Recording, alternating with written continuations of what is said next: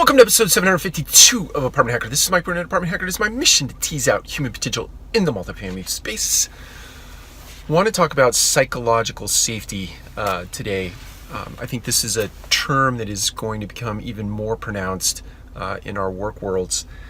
And you hear the future of work, or what I consider really the now of work. And the reason I differentiate between the future of work and the now of work is that I think the future of work is now. I think that all of the technologies that have been under groundswell, so to speak, for the last 10 to 15 years, plus or minus, are now making mass appeal, and their functionality is as such that you can actually employ them in your business and see real returns on those investments. So the now of work is what the future of work was like 10 or maybe 5 to 10 years ago. So anyway, back to psychological safety. I think that let's first define that. I think psychological safety is kind of maybe best done by way of example.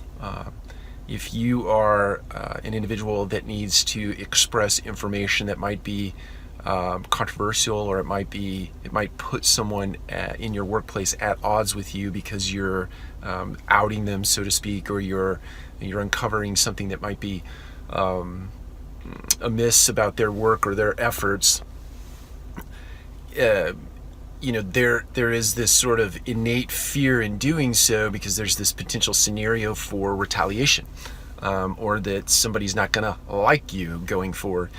And I think it's incumbent upon leaders. So that's psychological safety, would be creating an environment where people can actually have those types of conversation, can be candid in nature, and both people can walk away from that situation better for it, right? As opposed to at odds with one another.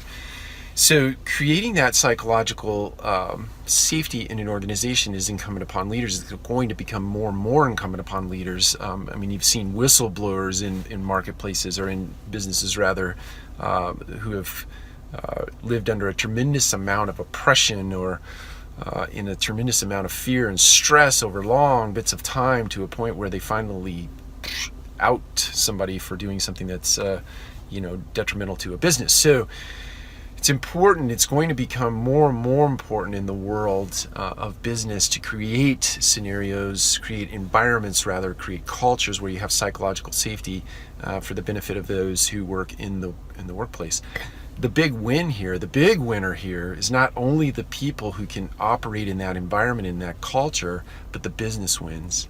When you have psychological safety within your organization, the business wins, because people can be candid with each other. And when you can be candid with each other, when you can get real information out on the table, people can actually make informed decisions. The biggest frustration that an owner has in business on a daily basis is not having real information, or having this filtering mechanism ultimately yield information that they make decisions on that is not real.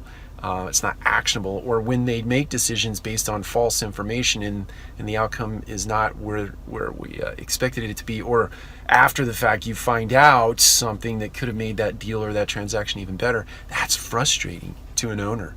It should be frustrating to you as a leader in an organization when you can't get the right information on the table. You can't have the right conversations because everybody is afraid of what everybody's going to think about them, or retaliation, or et cetera, et cetera, et cetera.